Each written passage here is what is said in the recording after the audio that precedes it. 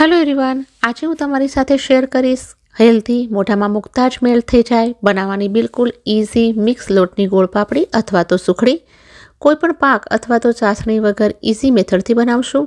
ઠંડીના દિવસોમાં આનો એક પીસ પણ ખાઈ લીધો તો બહુ જ ફાયદો કરશે.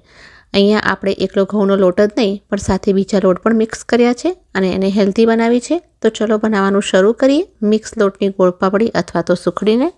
ગોળ પાપડી બનાવવા માટે સૌથી પહેલાં મિક્સિંગ બોલમાં બધા જ લોટને મિક્સ કરી લઈએ. મેઝરમેન્ટ માટે ઘરમાં રહેલી કોઈ પણ એક વાટકીને સેટ કરી લો. હું અહીંયા આ વાટકીના માપથી 1.5 કપ ઘઉંનો લોટ લઈ રહી છું. આ નોર્મલ લોટ જ છે જેની આપણે રોટલી બનાવીએ છીએ. 1 કપ રાગીનો લોટ લેશું અને 1/4 કપ બેસન લેશું, જેથી એનો ટેસ્ટ પણ સારો લાગે અને રાગીનું જે ડ્રાયનેસ છે એ બેસનથી બેલેન્સ થઈ જાય, ગોળ પાપડી સોફ્ટ થશે. મિક્સ કરી લેશું આ રીતે એકવાર લોટને.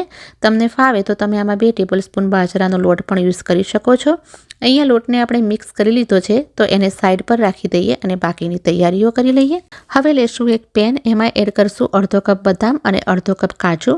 અહીંયા આપણે જે ડ્રાય ફ્રૂટ્સ યુઝ કરી રહ્યા છીએ તેનું માપ તમે તમારી પસંદગીના પ્રમાણે ઓછું વધતું કરી શકો છો.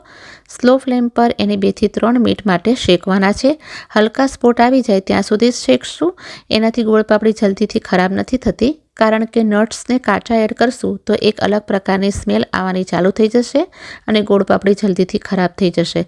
એટલે હલકું રોસ્ટ કરવું જરૂરી છે. હવે આ હલકા રોસ્ટ થઈ ગયા છે તો એમાં એડ કરશું પિસ્તા. 1/4 કપ પિસ્તા લઈ રહી છું. પિસ્તા જલ્દીથી રોસ્ટ થઈ જાય છે એટલે એને પાછળથી જ એડ કરશું. 1 થી 2 મિનિટમાં આ જે નટ્સ છે એ એકદમ સરસ રીતે રોસ્ટ થઈ ગયા છે. હવે એને એક પ્લેટમાં ટ્રાન્સફર કરી લઈએ. હવે એ જ પેનમાં 1/2 કપ સૂકા નાળિયેરને પીસીસમાં કટ કરીને લીધા છે. એકદમ સ્લો ફ્લેમ પર ચારે બાજુથી સરસ રીતે રોસ્ટ કરી લેશું. પીસીસની જગ્યાએ તમે ગ્રેટેડ નાળિયેર પણ લઈ શકો છો અને એને ચલાવતા રહી અને કલર ચેન્જ થઈ જાય ત્યાં સુધી રોસ્ટ કરવાના છે. 3 થી 4 મિનિટમાં સ્લો ફ્લેમ પર આવો કોપર કલર થવાનો ચાલુ થઈ જશે. હલકો ગોલ્ડન કલર આવી ગયો છે તો એને પણ ટ્રાન્સફર કરી લઈશું પ્લેટમાં. હવે એને ઠંડુ થવા માટે સાઈડ પર મૂકી દઈશું.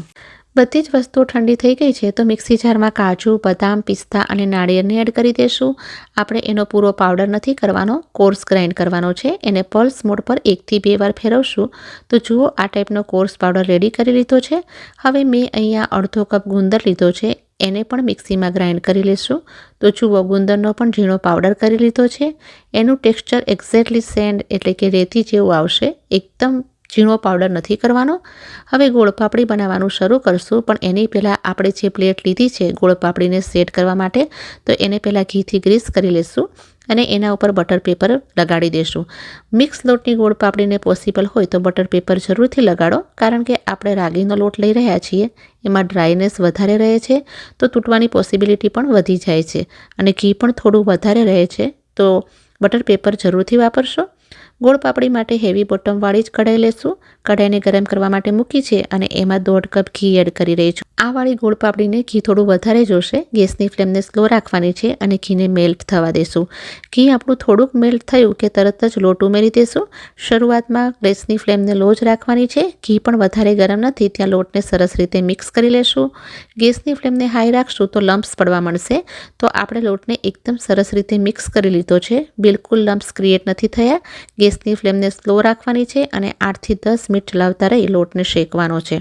8 થી 10 મિનિટ તો લાગશે જ, કારણ કે રાગીનો લોટ છે જો કાચો રહ્યો તો એની સ્ટ્રોંગ સ્મેલ ગોળ પાપડીનો ટેસ્ટ બગાડી દેશે. તો 8 થી 10 મિનિટમાં આ સરસ રીતે શેકાઈ ગયો છે. એકદમ સરસ સ્મેલ આવવા માંડી છે. ઘી પણ સેપરેટ થવા માંડ્યું છે. પહેલાં એકદમ ઘટ હતું અને હવે આ પતલું થવા માંડ્યું છે મિશ્રણ, અને એનું ટેક્સચર જાળી જેવું થવા માંડ્યું છે. તો સમજી જવાનું કે લોટ સરસ રીતે શેકાઈ ગયો છે. હવે એમાં એડ કરશું ગુંદરનો પાવડર. ગેસની ફ્લેમને લો જ રાખવાની છે અને લોટની સાથે જ એને મિક્સ કરી લેશું. ગરમ ગરમ લોટની સાથે ફ્રાય કરવાથી ગુંદર ફૂલી જશે. તો જુઓ ગુંદર સરસ રીતે ફૂલી ગયો છે અને મિશ્રણ થોડું ઘટ પણ થઈ ગયું છે. ગુંદરને એડ કર્યા પછી એને 2 થી 3 મિનિટ માટે ફ્રાય કરવાનો છે.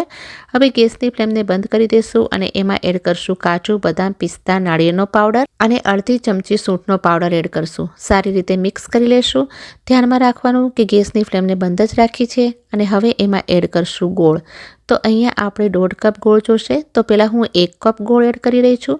સારી રીતે મિક્સ કરી લેશું. જો આપણે ગેસની ફ્લેમને ચાલુ રાખશું તો આ મિશ્રણ હાર્ડ થઈ જશે અને એકદમ ડ્રાય થઈ જશે. કઢાઈને બર્નર પર જ રાખેલી છે. એને મિક્સ કરતા જશું જ્યાં સુધી ગોળ મેલ્ટ થઈ જાય. ચલાવતા રહેશું અને મિક્સ કરતા જશું. ગોળના નાના નાના ટુકડા અથવા ગોળનો પાવડર જ યુઝ કરો. બાકી બચેલો ગોળ પણ મેં એડ કરી લીધો છે.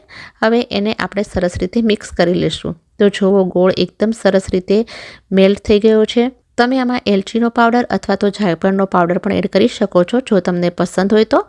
હવે એને પ્લેટમાં ટ્રાન્સફર કરી લેશું, જેને આપણે પહેલેથી જ રેડી કરીને રાખી હતી. પહેલાં ચમચાથી એડજસ્ટ કરી લેશું અને સેટ કરી લેશું. પછી એને વાટકીથી એક સમાન લેવલમાં કરી લેશું. વાટકીની બેક સાઈડ પર ઘી લગાડી અને એને સારી રીતે લેવલમાં કરી લેશું. ગરમ હોય ત્યારે જ કરી લેશું. અને ઘી પણ ઉપરથી દેખાઈ રહ્યું છે, મતલબ કે આપણી ગોળપાપડી બિલકુલ ડ્રાય નથી થઈ. હવે એની ઉપર સફેદ તલ સ્પ્રિંકલ કરશું. તમે ચાહો તો ખસખસ પણ સ્પ્રિંકલ કરી શકો છો. અને લાસ્ટમાં પિસ્તા ગ્રેટ કરીને નાખશું. સરસ દેખાય છે. ટોપિંગ કરવું ઓપ્શનલ છે. સારું લાગે દેખાવમાં એટલે હું ટોપિંગ કરી રહી છું. ડેકોરેશન કરશો તો ખાવાનું પણ મન થશે. એકદમ પરફેક્ટ સેટ થઈ ગઈ છે. 5 થી 10 મિનિટ પછી કટ લગાવશું. ગરમ હોય ત્યારે જ કટ લગાવી લેશું. ઠંડી થયા પછી એ પ્રોપર શેપમાં કટ નહીં થાય. હું આ રીતના ચમચાથી કટ લગાવી રહી છું. નાઇફનો યુઝ નથી કરી રહી. આનાથી એકદમ સરસ રીતે કટ થશે. કટ કરતી વખતે એનો ક્રિસ્પીનેસનો અવાજ પણ તમે સાંભળતા હશો.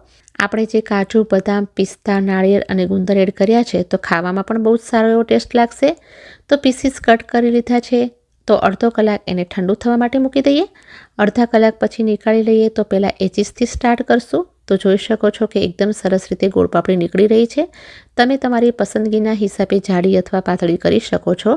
તો આ રીતે આપણે મિક્સ લોટની ગોળપાપડીને રેડી કરી લીધી છે. એકદમ ઇઝી છે. અહીંયા મેન્શન કરેલા માપને ફોલો કરીને બનાવશો તો તમારી ગોળપાપડી પણ આવી સરસ, હેલ્ધી અને ટેસ્ટી બનશે.